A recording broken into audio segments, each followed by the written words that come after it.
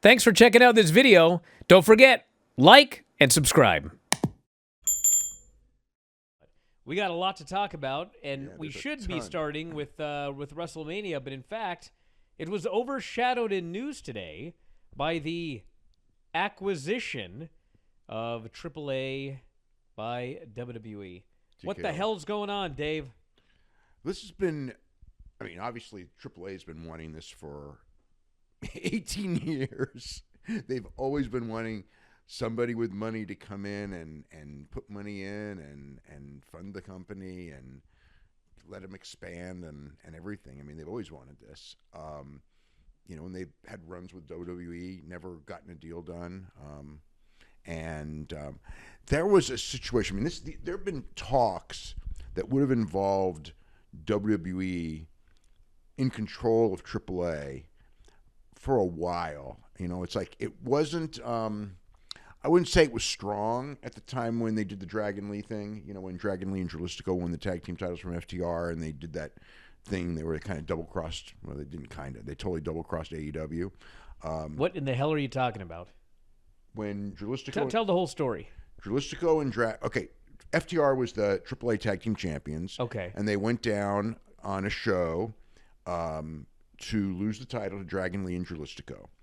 And the idea was that, and they knew that so they lost to Dragon Lee and Dralistico. Dragon Lee beat, I believe it was Dax to pin him, and then went in the ring and immediately said, I'm vacating the title and I'm going to WWE. And so, you know, obviously Tony was not happy. AEW wasn't happy. There's the belt that has FTR's name on it. On the nameplate is in the hands of Dragon Lee, while they orchestrated the story with ESPN and everything about Dragon Lee coming to WWE, who obviously AEW wanted, you know, and you know, so that was the way that it went down. And my impression is that they knew they were going to go down there and lose, but they thought it was going to be Dralistico that got the win. And so they were kind of okay with it. I don't know if they knew that they were actually going to go in the ring. Like, they knew Dragon Lee was going to WWE. He knew that because he was trying to sign him. But I don't think he knew that they were going to announce it the minute he wins the title. You know, because, you know, you would think that, like, well, this guy's winning the tag team title. He's probably going to stay for a little while rather than vacate the title the minute he wins it. So that was kind of... It's not like this is the New Japan. What? Yeah. Well, that was another issue. Yeah. But anyway. So it wasn't so much like... I mean, put it this way. I'm sure AAA would have... They were obviously wanting to make a deal. They were trying to kiss up to WWE, obviously, by doing this. But at that point, I don't think that it was so much of the idea that they were going to buy the company. And it's been something that's been brewing, but it's been brewing for well over a year. But it was a deal where WWE would have control of the company, financial control. They would own the company, but not own the company. That there would be somebody in between. There'd be like an in-between person who would eventually sell to WWE. There's all kinds of complicated reasons as to why. But for whatever reason, they didn't do it that way. They sold it right to WWE. And what this means, I don't know. Who knows what? You know, it's like, it's very, very interesting. I mean, what's the only thing Paul Levesque said, right, is that they want to keep it a traditional Lucha Libre promotion. Yeah, which tells you how much he knows, because AAA has not been a traditional Lucha Libre promotion in probably 25 years or more.